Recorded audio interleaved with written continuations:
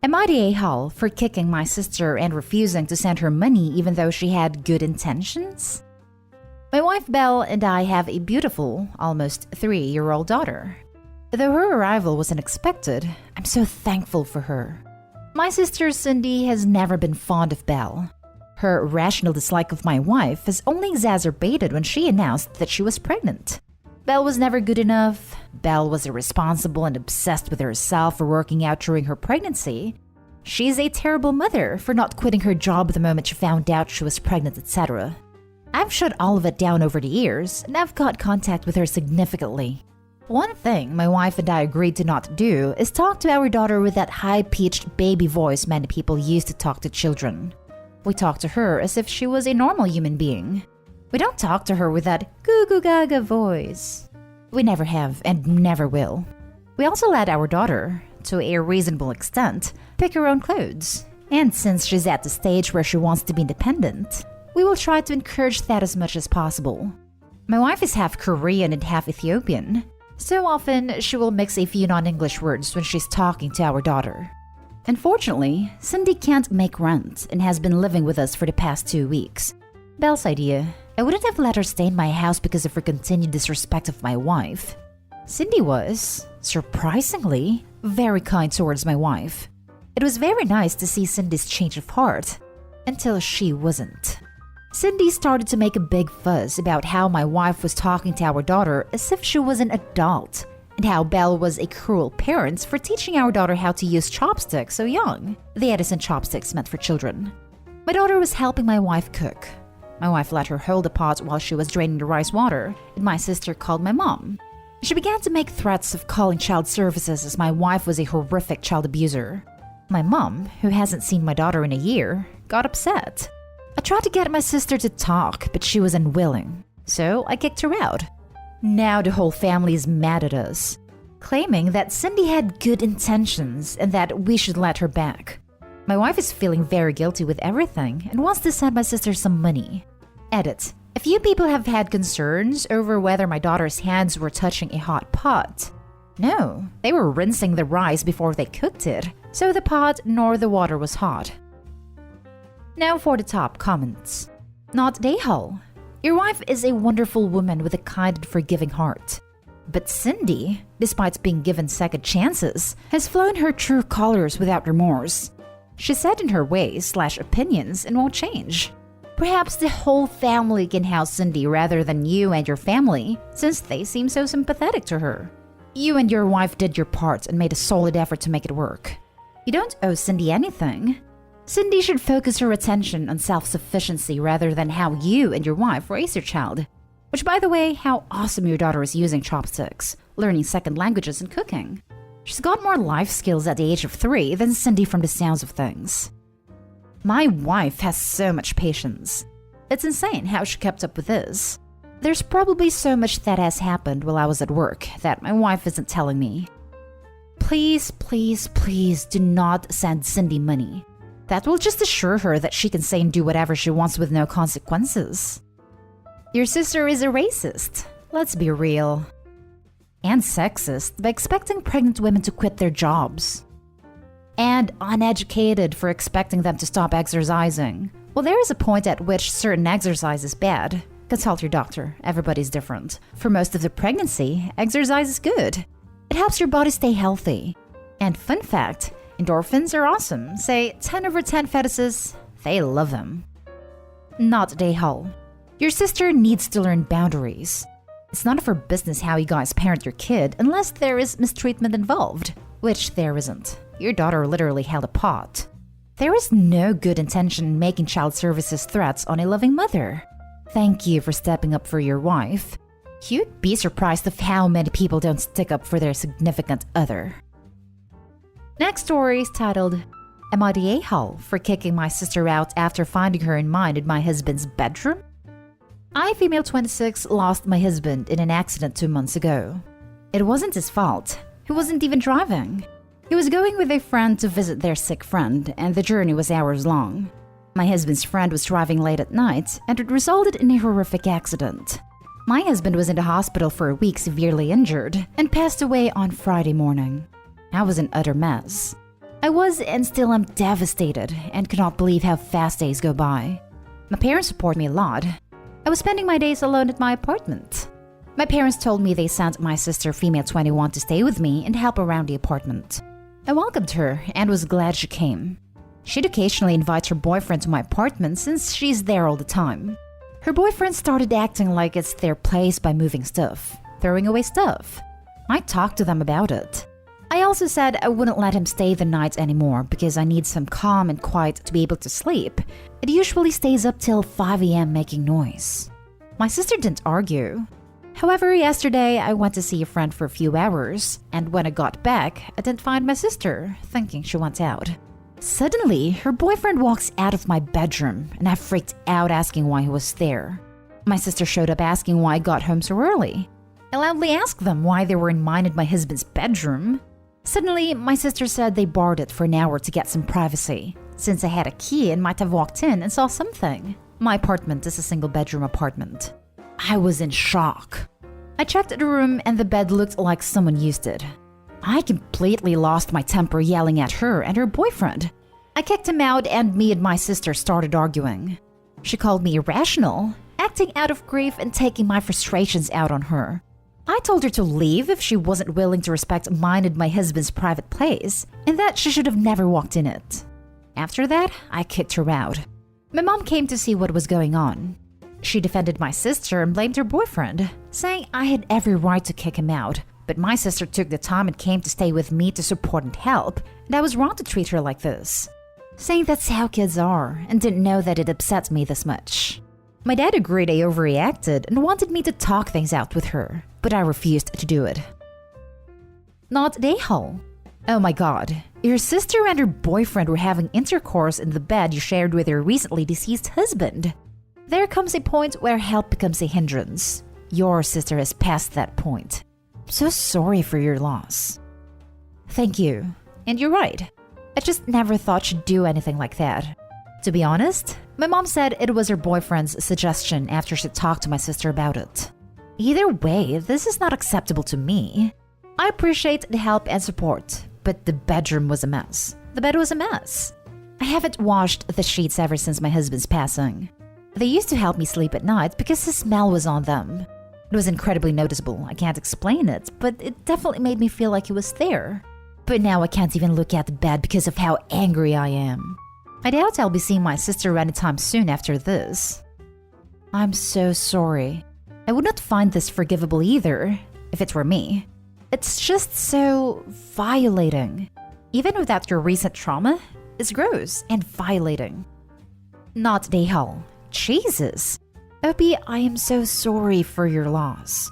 Your sister has a complete and utter lack of sympathy and self-awareness, especially with a loss so recent. Being kind doesn't give you a free pass to being kind. That's not how it works. That's how kids are. No, they're not. And your sister's 21 years old, not a child. I wish you all the best and hope you have a support structure outside of your family. Even if she didn't have recent loss, it's still not okay to just go do it in someone's bed. Not Dale. Not Dale. This is the kind of help we all can do without. It makes me sick, just thinking about what they did. How inhuman, entitled, and out of touch do you have to be to do it in a grieving widow's bed? I couldn't bear to look at the people again if it were me. Don't let anyone make you feel guilty for this. I'm so sorry for your loss. You deserve peace and quiet right now. Take it and block the sources of stress. Now for the next story. Am I the a-hole for telling my grandparents I don't give a crap about what they want? My dad cheated on my mom with my aunt/mom's sister, and now they're married. It's been 2 years since the world crashed around my family. My mom and dad had been married for 20 years. I was in my final year of high school and had all that to deal with. My cousin Jay really struggled a lot with it. It was always just him and his mom. And no, he's not my half-sibling. And yes, I know for certain because he's biracial. And he was very close to my mom and our family. And now, while nothing has changed between him and my mom, the people he had in our family around him his whole life are never going to be in the same room again. I cut my dad and aunt off after the whole thing came out. They resisted and really tried to make their argument that they had done nothing to me. But what they did disgusts me, and I think they are both nasty people. My grandparents, dads, have not accepted that I am now estranged from their son. They have tried to push me to have a relationship with him again for almost a year now. I ignored mostly. I have told them no as clear as possible, and after that, I just avoid or sidestep the conversation. This past weekend was my grandma's birthday, and while I dropped off a gift to her, they really laid on a guilt trip about not talking to my dad, and how it hurt their feelings, and they would be happy if I could forgive him and move forward as a family, etc. I told them my feelings had not changed. They told me to consider putting their feelings first, since they love us all, and they want their family back. I told them I didn't give a crap about their feelings or what they want. Their son is the reason all this happened, so they should be giving him crap for how this all worked out. They told me I was rude and disrespectful and plain mean to them, and it wasn't their fault what happened, and I should be more considerate of them. I feel like they pushed way too many lines that deserve to be told the truth. But do you all think I was an a-hole for what I said? Now for the top comments. Not a-hole. Why are their feelings more important than yours? When people push you, you reach a certain point where you have to say no more. You may have been harsh, but that's okay. Perhaps next time, if there is one, I hope you should ask them that. I suspect they'd have difficulty answering. I bet that they wouldn't have difficulty answering though. They will most likely pull the "we are your grandparents, so you should respect us and do things we want" card. Not a-hole. If they want their family back, they should ask their son why the family is gone. Imagine blaming the kid for their completely justified reaction to the bomb a parent exploded within their life. A great reminder that people of all ages can suck donkey. Not a-hole. They weren't listening and would haven't possibly still will try again. Your feelings are valid and they can try and push what happened aside. I hope things get better for you. Not a-hole. They're correct. It wasn't their fault, but it's also not your fault. However, they are trying to make you responsible for fixing things right in order to make them happy, while dismissing your feelings. You told them multiple times, in no uncertain terms, how you felt, but they continued to push until you felt you had no choice but to be very blunt with them. You have done nothing wrong. I'm so sorry this happened to you. Good luck. Now for the last story. Am I the a-hole for moving out and not wanting to be a third parent / babysitter? For context, I'm 20 female. I'm due to finish my last year of uni in June. I have been doing classes and everything online since I moved back into my parents in April 2020. It's honestly been mentally and physically draining since my sister, 16 female, was diagnosed with a minor mental health disorder last year, and my conservative Asian parents have been freaking out. And instead of really helping her, they've been allowing her to do anything and everything. Because their logic is that if she only does things she wants is equal to she's cured. Don't worry, she has counseling and government-funded therapy. This is resulting into my sister never going to school and only playing video games in her room with food being brought up to her 3 times a day. And even if she swears and talks back to them, they just brush it off and condone everything that she does. As I am constantly home for classes and currently stressed out by finals, I am still expected to do most of the chores as well as taking care of a new puppy who needs constant attention. On top of this, my parents expect me to constantly check up on my sister, expecting me to drop everything whenever she needs something, whether this be something minor like a glass of water. And if I don't, they give me lectures on how my sister is the closest family I'll have after they're gone, and how awful of a sister I am. So I am unable to do any work, nor focus, as I'm basically a live-in on-call 24/7 maid. I suppose my parents thought when I moved back in due to the pandemic it was for good, but I am planning on moving out as soon as my exams are over, which they think is very selfish of me, as they will now be stuck with a lot of duties, and how I'm abandoning family. I plan to do further study, and I really want my independence and sanity back. Not sure if relevant, but when I was around my sister's age, I approached my parents about my mental health issues, and they basically told me to get over it. But I was fortunate to use my uni's therapy services to get by. Hence, I'm wondering whether I am an a-hole for moving out and possibly holding a grudge for how they treated me, instead of sucking it up and try to be more understandable about my sister's situation and my parents' inability to cope. Thanks. Not a-hole. Get out of that house. She's not your responsibility. Don't hold a grudge for your sake. But don't forget about how they treated you either. Not a-hole. By making your sister dependent, they are likely making her mental illness significantly worse. Maybe when you move out and they actually have to do all the work, they'll start to actually help your sister live a functional life. Moving out might not just be good for you, it could be good for your sister. Not a-hole. This dynamic is extremely unhealthy, and your parents are guilting you most likely as a tactic to maintain the parentified role they've given you.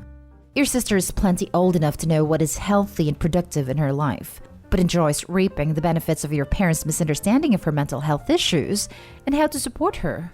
You cannot solve these issues for her, and it's not your job to do so. Do not let your parents push the guilt of their failure onto you. They already have a pattern of favoritism toward your sister, and they clearly are not looking out for your best interests. Graduate and get out of there ASAP. You deserve your own freedom and autonomy. Edit. Thank you to everybody telling me I am not an a-hole. I realize it's not my responsibility to take care of everything. My mom impulsively borrowed money behind my dad's back and decided to do a full-time online degree whilst working full-time. Meanwhile, my dad impulsively adopted a dog. I guess I just needed a little reassurance, as I do feel a bit guilty/a-hole, considering it's normal for Asian children to move out only when they get married. But no worries, I'll be moving out in 41 days.